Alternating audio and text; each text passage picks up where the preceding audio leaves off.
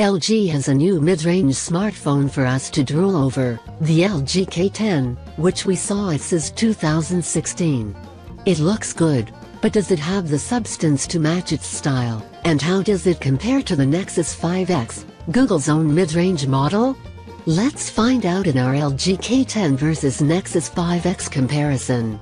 Nexus 5X versus LG K10. Design and build quality. LG tells us that the K10 and its baby brother the K7 are designed to look far more expensive and exclusive than they really are. We can't really test that claim without knowing the prices. LG hasn't disclosed those yet, but the K10 doesn't look cheap. It has a typically understated LG design with a hint of Galaxy S6 Edge, although the finish does look rather plasticky compared to the metal of, presumably, more expensive rivals. The Nexus 5X may have the Google branding, but it's an LG phone too, and surprisingly enough, it looks quite like the LG K10. The biggest obvious difference is the presence of a USB-C port, which enables the Nexus to charge other devices as well as transmit data at high speeds. Nexus 5X versus LG K10. Display. The LG packs an IPS LCD display. It's 5.3 inches diagonally and delivers 1280 x 720 pixels at 277p. By comparison, the Nexus has a much sharper screen. Its 5.2-inch display may be fractionally smaller, but it's positively packed with pixels and delivers 1920 x 1080 at 424p.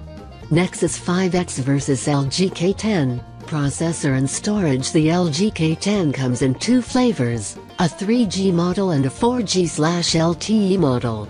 The former gets a quad-core, 1.3 GHz processor, while the LTE version gets either a 1.2 or 1.3 GHz quad-core or a 1.14 GHz octa-core processor. Storage options are 8 or 16 GB of onboard storage, plus a microSD slot for further expansion, and RAM is 1 GB, 1.5 GB or 2 GB depending on the model. The Nexus is a simpler proposition. It comes with a 6-core Qualcomm Snapdragon 808 clocked at 1.8 GHz and packed with 2 GB of RAM, and the storage options are 16 GB or 32 GB. There's no microSD card slot. We'd expect the Nexus to outperform the LG by a massive margin irrespective of the LG model you pit it against. Nexus 5X versus LG K10. Camera. The main camera on the LG K10 will be a 13MP model on the 4G/LTE phone and an 8MP model on the 3G device. Both cameras have autofocus and LED flash, but other specs haven't been detailed just yet. The selfie camera will be 5MP in the 3G phone and 8MP in the 4G/LTE one.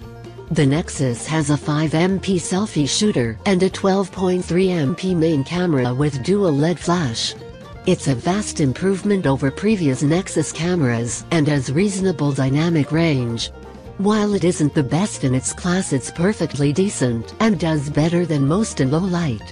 We haven't had the opportunity to play with the LG camera yet, so a direct comparison here would be unfair until we've seen both cameras' results. Nexus 5X versus LG K10. Software. The LG K10 ships with Android Lollipop 5.1, with an update to Marshmallow promised this year. As you'd expect from a Nexus, the 5X gets the latest Android 6.0 Marshmallow, in its most pure form. Android 5.1 is a fine OS, of course, but it does mean the LG doesn't get the benefits of Marshmallow's various security, performance and battery enhancements. Nexus 5X versus LG K10. Battery life. The LG K10 has a 2300 mAh battery. It's removable, so if you run out of puff on your travels you can stick a replacement battery in there for another day's use. The Nexus battery is bigger, minus 2700 mAh, and it also benefits from the battery optimization of Android Marshmallow and its doze mode. You'll get more than a day from it if you don't run it too hard, but while it's likely to outlast the LG by some margin, it's still a little disappointing. Nexus 5X vs LG K10. Early verdict: LG is refreshingly honest about the K10. It's a mid-range phone that'll be sold at mid-range prices, and that looks more expensive than it actually is.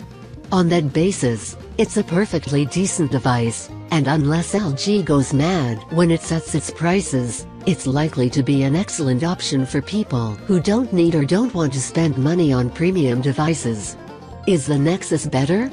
It's faster, has a better screen, has USB-C and has a more recent version of Android, and of course, all of those things are positives. However, it's also quite pricey, $379/$429, and doesn't really stand out when rival devices are getting so good. As our review noted, die-hard Google fans will love it, but to everyone else this phone might pass by unnoticed.